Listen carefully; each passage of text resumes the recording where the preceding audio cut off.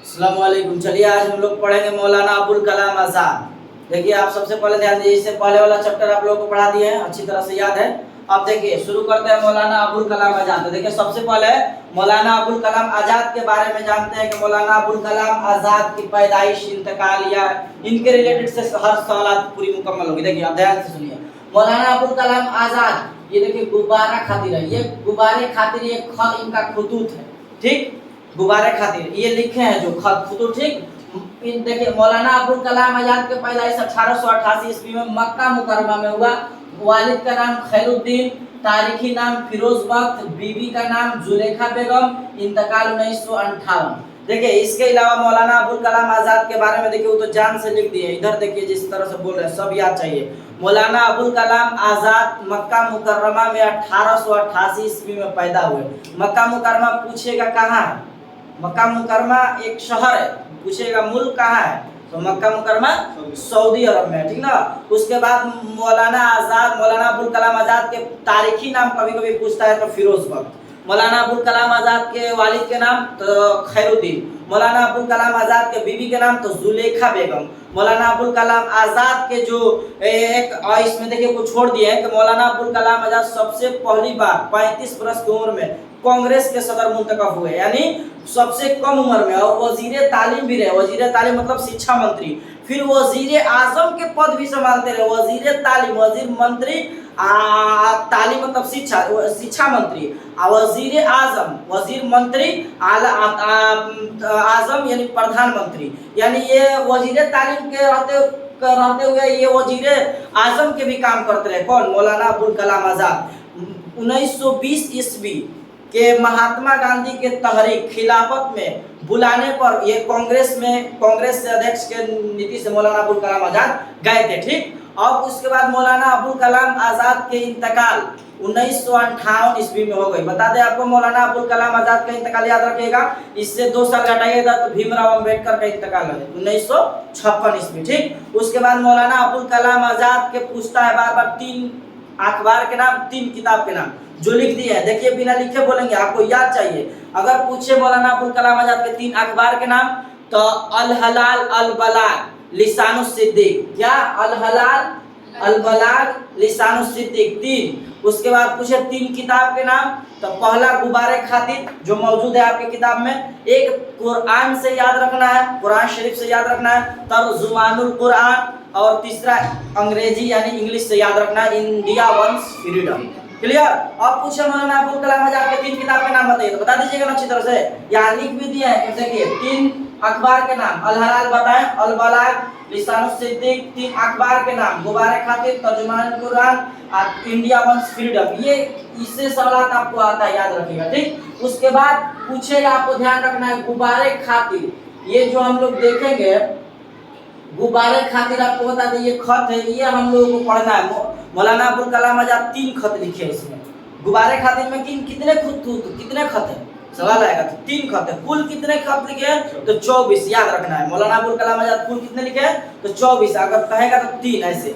उसके बाद ध्यान देखिए, मौलाना अबुल कलाम आजाद ये किला अहमदनगर से ये खत लिख रहे हैं। आप ध्यान सुनिए, ये कब की बात है? तो 1942 की बात है, ठीक। ये खत किसको लिख रहे हैं? तो सिद्दीक़ मुकर्रम को, जिनको हबीबुर रहमान शेरवानी भी कहते हैं। ये हबीबुर रहमानी शेरवानी इनके खास दोस्त थे, ठीक। ये किला अहमदनगर जेल से लिख रहे हैं, और किला अहमदनगर एक ऐसा जेल है। अब हम खत की ओर बढ़ रहे हैं, आप ध्यान से सुनिए। मौलाना अबुल कलाम आजाद किला अहमदनगर जेल से खत लिख रहे हैं। कब की बात है? 1942 की तहरीक की बात है। आपको याद रखना, भारत छोड़ो आंदोलन जो हुआ था, ये आपको अच्छी तरह से याद रखना है। उसके बाद ये जब लिख रहे हैं किला अहमदनगर जेल से, ये किनको खत लिख रहे हैं? तो हबीबुर रहमान शेरवानी को, इन्हीं को सिद्दीक़ मुकर्रम भी कहा गया है, ठीक। उसके बाद मौलाना अबुल कलाम आजाद जब वहाँ जाते हैं, जब जेल चले जाते हैं किला अहमदनगर जेल, तो वहाँ ज़्यादा इनके पास जो है ना रहने के लिए जेल में जगह नहीं है। एकदम कहिए कि 100 गज में बहुत कम से कम, यानी इनके रहने के लिए जगह, ऐसा लगता है कि जैसे बस उन्हीं पर जगह है। यानी पहले जो जेल में थे मौलाना अबुल कलाम आज़ाद, किला अहमदनगर के जेल से पहले, तो उससे फैलाव था। उस जेल में इजाज़त भी थी किसी के खत लेकर पढ़ना, मुलाकात का भी और दीगर काम वगैरह आने जाने का भी। लेकिन जो इस जेल में मौलाना अबुल कलाम आज़ाद खत लिख रहे हैं, आपको बता दें कि इस जेल में ना किसी को आने की इजाज़त है, ना किसी को खत बाहर जाएगा और ना कोई खत लेकर वापस इनको देने आएगा। ये ऐसा है। अब ये खत लिख क्यों रहे भाई? जब पहुंचेगा नहीं सिद्दीक़ मुकर्रम के पास तो ये खत लिख क्यों रहे? तो जाहिर सी बात, ये अपना वक्त को काटने के लिए मौलाना अबुल कलाम आज़ाद किला अहमदनगर की जेल से लिख रहे हैं। उसमें क्या लिखते हैं? हबीबुर रहमान शेरवानी के बारे में, अपना जो बीत गया है कल, उस बारे में बता रहे हैं। मौलाना अबुल कलाम आज़ाद के पहले किस तरह से थे। मौलाना अबुल कलाम आज़ाद लिखते हैं कि जब मैं 12 बरस 10 बरस के था तो ईडन गार्डन, जो अभी आप लोग क्रिकेट में देखते हैं या देखती हैं, स्टेडियम का नाम है जो कोलकाता में है, वहीं पे मौलाना अबुल कलाम आज़ाद, एक वालिद के उनके दोस्त थे, उनका नाम था अब्दुल्ला, इसी तरह सौलिया कुछ नाम था, उसको देख लेना है। उसके बाद इन्हीं के साथ रहते थे। तो मौलाना अबुल कलाम आज़ाद जो थे उनसे कहते थे, और मौलाना अबुल कलाम आज़ाद जाते थे इतने छोटी उम्र में, वो क्या करते थे, कॉपी किताब साथ ले जाया करते थे। उसके बाद कॉपी किताब ले जाने के बाद क्या करते थे कि वहीं पर पढ़ते थे। उधर बकरी वगैरह सब चल रही है, सब काम कर रहे हैं लोग, तो ये कहते थे कि तुम किस लिए आए हो? घर ही पर पढ़ना होता तो किताब खोलकर बैठ जाते, यहाँ क्यों आए हो? मौलाना अबुल कलाम आज़ाद कहते हैं। मौलाना अबुल कलाम आज़ाद को जब देखे उन लोग, तो देखते हैं कि मौलाना अबुल कलाम आज़ाद का खेलने का शौक बिल्कुल उसमें शिरकत फरमाना नहीं था। यानी जहाँ खेल हो कूद हो वहाँ मौलाना अबुल कलाम आज़ाद का मन नहीं लगता था। ये 10-12 बरस की उम्र के में ही बच्चों को पढ़ाना तदरीस शुरू कर दिए थे। सोचिए मौलाना अबुल कलाम आज़ाद। मौलाना अबुल कलाम आज़ाद ये अपने खत में ये भी लिखते हैं कि इनकी बीबी जो है जुलेखा बेगम, एक बार की बात है कि मौलाना अबुल कलाम आज़ाद जब रात को 2 बजे 3 बजे पढ़ाई करते थे तो इनकी बीबी इनको पंखे झेला करती थी। जब पंखे झेला करती थी तो मौलाना अबुल कलाम आज़ाद कहते थे कि ये क्या कर रही है, आप सो जाइए। तो उनकी बीबी क्या कहती है कि नहीं, आप पढ़िए, हम देख रहे हैं कि आप पढ़ कैसे रहे हैं। तो देखिए ये बीवी का किरदार इस तरह से होना चाहिए। यानी अगर बीवी अच्छा मिल जाए तो कामयाबी ही कामयाबी है। मौलाना अबुल कलाम आज़ाद की बीवी वैसे है, आजकल की बीवी वैसी नहीं है। ये मौलाना अबुल कलाम आज़ाद के जो इनकी बीवी थी इनके साथ वफा करती थी, यानी इनमें मदद करती थी। मौलाना अबुल कलाम आज़ाद पंडित जवाहरलाल नेहरू के साथ भी रहे। मौलाना अबुल कलाम आज़ाद कांग्रेस के अध्यक्ष, आपको बताया कि 35 बरस की उम्र में सदर मुंतखब हुए, सबसे कम उम्र में। अगर सवाल पूछेगा कि सबसे कम उम्र में कांग्रेस के अध्यक्ष सदर मुंतखब कौन है, तो मौलाना अबुल कलाम आज़ाद। कितने बरस की उम्र में? 35। क्लियर हो गया। मौलाना अबुल कलाम आज़ाद उसमें लिखते हैं कि जब ये कहीं अगर इनके दोस्त जो हबीबुर रहमान शेरवानी है, अब ये खत जो लिखते हैं, अभी तो इनका खत क्या है, जाति तो पर्सनली तो है नहीं, कहे कि जाएगा नहीं, कहीं आएगा नहीं, आए तो ये खत अपने वक्त के काटने के लिए लिखते हैं। लेकिन ये खत जेल से बाहर नहीं जाएगा और नहीं आएगा, क्योंकि उस वक्त जो इससे पहले वाले जेल में तो सब इजाजत था। एक बार की बात है, मौलाना अबुल कलाम आज़ाद लिखते हैं कि तन्हाई में अब इनके साथ 15 दोस्त, कभी 11 दोस्त रहा करते थे। लेकिन उस वक्त था कि बहुत झुंड के झुंड दोस्त हुआ करते थे। लेकिन अब हाल है कि उनके साथ बहुत कम लोग रहते थे। तो मौलाना अबुल कलाम आज़ाद उसी में कहते हैं कि कोई तन्हाई में अकेला में रहता है, तो मौलाना अबुल कलाम आज़ाद कहते हैं कि तन्हाई ही मेरे लिए मेरा हुस्न है। मौलाना अबुल कलाम आज़ाद ज़्यादातर अकेला ही रहना पसंद करते थे, यानी वो अकेला रहकर खत लिखा करते थे। और खत किसको लिखा करते थे? सिद्दीक़ मुकर्रम को।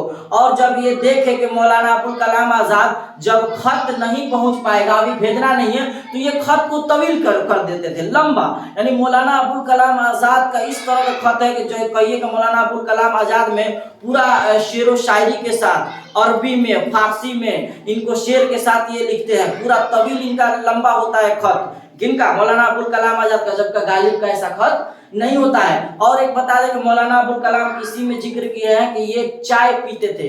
ये कौन सा चाय पीते थे? उसमें लिखा है व्हाइट जैस्मिन। ठीक, व्हाइट जैस्मिन पीते थे। ये मौलाना अबुल कलाम आज़ाद, आपको याद रखना है। उसके बाद ये चाय, सोचिए कि किताब में आपको मौजूद है 1500 साल पहले की ये जो चाय है, आज से 1500 साल पहले के लोग भी पीते थे। क्या, चाय। लेकिन वो चाय वैसा नहीं था, उस चाय में क्या था, तो सिर्फ चाय था। चाय का माने क्या होता है, अगर हम कहेंगे आप चाय लाइए तो क्या लाइएगा, केतली में चाय या कोई कोई और चाय लाइएगा। चाय का माना पत्ती, ये नहीं केतली वाला चाय मत समझिए। चाय के बोलने का इरादा दो होता है, दो होगा। एक तो आप चाय लाते हैं और प्लस में चाय पत्ती को भी बोला जाता है। तो उसी चाय मौलाना अबुल कलाम आजाद का जो चाय होता था व्हाइट जैस्मिन, उसमें सिर्फ पत्ती, कुछ नहीं मिलावट थी। और ये कहे मौलाना अबुल कलाम आजाद कि जब ये जेल में आए तो अंग्रेज जो थे उसको क्या पिला रहे हैं, उसमें दूध मिला दिए, उसमें बहुत सारा चीज मिलावट कर दिए, और जो बाकी था हम लोग पूरा कर दिए हैं, चीनी अदरक सब डालना शुरू कर दिए हैं। ये चाय नहीं है, ये हम लोग इसी को मौलाना अबुल कलाम आजाद कहते हैं कि हमने ये अब चाय को, हिंदुस्तानी लोग के बारे में लिखते हैं कि हम लोग चाय को अब चाय नहीं सयाल हलवा बनवा दिए। क्या लिखते हैं, सयाल हलवा। याद रखना इस सवाल को आपको कि मौलाना अबुल कलाम आजाद ने हम लोगों को चाय को क्या कहा, तो सयाल हलवा, यानी जो चीनी अदरक दूध सब डालकर एकदम मिक्स कर दे। लेकिन चाय वैसा नहीं होता था। मौलाना अबुल कलाम आजाद सिर्फ पत्ती पीते थे। मौलाना अबुल कलाम आजाद जो चाय के पैदावार है कहाँ है, हम अभी हमारे यहाँ दार्जिलिंग असम है, फिर उसके बाद सबसे पहले देखा जाए तो चीन है। तो चीन की जो पत्ती थी, कोई सोचे कि अगर लाकर कहाँ डाला जाए, हिंदुस्तान में, तो आप बताइए, अगर जिस तरह से मान लीजिए सेब अधिकतर कहाँ होता है, सेब कहाँ होता है अधिकतर, बताइए, कश्मीर में। मान लीजिए कश्मीर में होता है, अगर कश्मीर में से लाकर अगर यहाँ बो दीजिएगा तो सेब होगा कि नहीं होगा, होगा, लेकिन उस तरह का उसका स्वाद नहीं होगा। इसी तरह से वहां की चाय की पत्ती ला दिया गया भारत में, लेकिन उस तरह का स्वाद इसमें नहीं रहा। ये मौलाना अबुल कलाम आजाद अपने खत में लिखे हैं। मौलाना अबुल कलाम आजाद लिखते हैं कि ये चाय जो पीते हैं ये बिल्कुल पत्ती वाला चाय पीते थे। समझिए कि जो साथ मौलाना अबुल कलाम आजाद का जब चाय खत्म हो गया जेल में, उतना ही पत्ती ले गए थे। तो मौलाना अबुल कलाम आजाद अब अंग्रेजों से मांगना शुरू किए। जब उन लोगों का चाय देखे तो उन लोगों के बारे में कह रहे हैं कि जैसे पीने पर लग रहा है कि जो सादा पी रहे हैं। जो सादा बोले तो जिस तरह से पीने पर कड़वा नहीं लगता है, यानी जो सादा आप लोग पूछिए घर के बड़े लोग से तो बताएंगे कि सर्दी बुखार में काम आता है। लग रहा है मौलाना अबुल कलाम आजाद का कहे कि जो सादा, और हम लोगों को चाय का मौलाना अबुल कलाम आजाद का कहे सयाल हलवा। मौलाना अबुल कलाम आजाद हम लोग को चाय को क्या कहे, सयाल हलवा। उसके बाद मौलाना अबुल कलाम आजाद जो किला अहमदनगर की जेल में है, वहीं से मौलाना अबुल कलाम आजाद ये अपने दोस्त को मुख्तलिफ तरह के खत लिखते हैं। और इनका खत आपको बताएं कि थोड़ा सा आप गालिब पे भी बता दें। देखिए गालिब का खत जो होता है वो बहुत छोटा होता है। गालिब अपने खत में शेर व शायरी नहीं करते हैं, जबकि मौलाना अबुल कलाम आजाद शेर को डालते हैं। गालिब जो है, गालिब कोई कहानी नहीं लिखते हैं, गालिब कोई कहानी नहीं लिखते हैं, लेकिन मौलाना अबुल कलाम आजाद इसमें कहानी और उसके बाद दीगर फारसी शेर के लिए लिखते हैं। लेकिन मौलाना अबुल कलाम आजाद बिल्कुल ये नहीं थे। यानी गालिब ने कहा मुरासला को मुकालमा बना दिया, यानी बिल्कुल आसान तरीके से गालिब खत लिखते थे, जैसे एक दोस्त दोस्त को लिखता है, दोस्त दोस्त से बात करता हो। लेकिन मौलाना अबुल कलाम आजाद का जो है बहुत ही तवील यानी लंबा। मौलाना अबुल कलाम आजाद का खत देखने पर लगता है कि जैसे कोई आलिम लिखे खत, समझ जाइए। मौलाना अबुल कलाम आजाद जो खत लिखते थे लगता है कोई आलिम लिखे। तो ये मौलाना अबुल कलाम आजाद के खत के बारे में रहा। और दीगर सारा बात है, हम सवाल के मुताबिक आपको ये खत बताएं, ठीक है। अब सवाल देख लेते हैं, अगर सवाल में कुछ छूटे तो उसमें आपको बता देते हैं। चलिए आप सवाल मिला लीजिए जल्दी से, देखिए जल्दी से।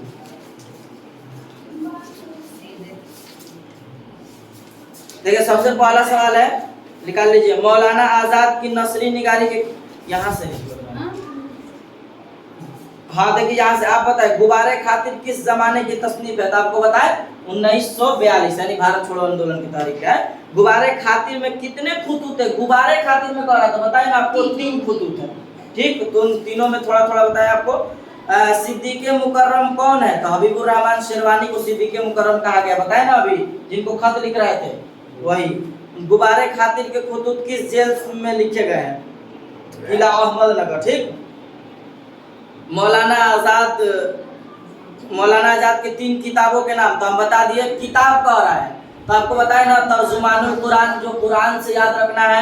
उसके बाद एक अंग्रेज से इंडिया वंस फ्रीडम, और उसके बाद एक और याद रखना है जो आपके निशान में मौजूद है, गुब्बारे खाती। ठीक, उसके बाद देखिए मौलाना आजाद किस मुल्क में पैदा हुआ है? मौलाना अबुल कलाम आजाद किस मुल्क में पैदा हुआ? मक्का मुल्क है?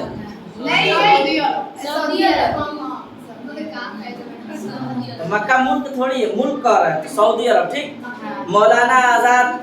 मौलाना आजाद का साल वफात क्या है? तो मौलाना आजाद का साल वफात क्या है? 1958। मौलाना आजाद की पहली बार किस उम्र में कांग्रेस के सदर हुए? तो 35 वर्ष की उम्र है। मौलाना आजाद के 3 अखबारात के नाम बताइए? तो लिसानुल सिद्दीक, अल हलाल, अल बलाग। क्लियर? मौलाना आजाद कौन सी चाय पीते थे? तो white jasmine. Clear? White jasmine, ये आपको याद रखना है। उसके बाद देखिए ये आपको मौलाना आजाद की नसरी निगारी की खूबसूरतियत बताइए। मौलाना आजाद के हयात पर 100 लफ्जों में एक नोट तैयार कीजिए। देखिए मौलाना अबुल कलाम आजाद के बारे में कुछ छूट भी गया था, आपको बता देते हैं जो किताब से हट कर है। मौलाना अबुल कलाम आजाद जो थे, ये कहिए कि मौलाना अबुल कलाम आजाद जवाहरलाल नेहरू, पंडित जवाहरलाल नेहरू, महात्मा गांधी के साथ भी काम किए। एक बार तो ये भी सुनने को मिला कि मौलाना अबुल कलाम आजाद जो थे, जब इनका इंतकाल हो गया, याद रखना इनका माजार जो है दिल्ली में जामा मस्जिद के बगल में है। एक बार की बात है कि मौलाना अबुल कलाम आजाद को लगा कि कोई आकर, यानी जब ये इंतकाल कर गए थे तो किसी ने देखा था कि कोई शख्स आकर रो रहा है। वो रोने वाला शख्स का नाम था पंडित जवाहरलाल नेहरू। याद रखना ये मौलाना अबुल कलाम आजाद से ये अलग हट के बातें, किताब से अलग हट के बातें, तो आप ये भी सब लिख सकती है। खत के बारे में आपको समझाए, जिस तरह से मौलाना अबुल कलाम आजाद खत लिखते थे, गालिब और उनके खत के बारे में भी अंदर बता दिए। ठीक है, तो आज के लिए हम लोग इतना ही रहने देते हैं। अगर खत मुकम्मल पढ़ना हो तो हम एक वीडियो बनाएंगे जिसमें खत उसको अच्छी तरह से बताएंगे। ठीक है, तो आज के लिए हम लोग इतना ही रहने देते हैं। अस्सलाम वालेकुम।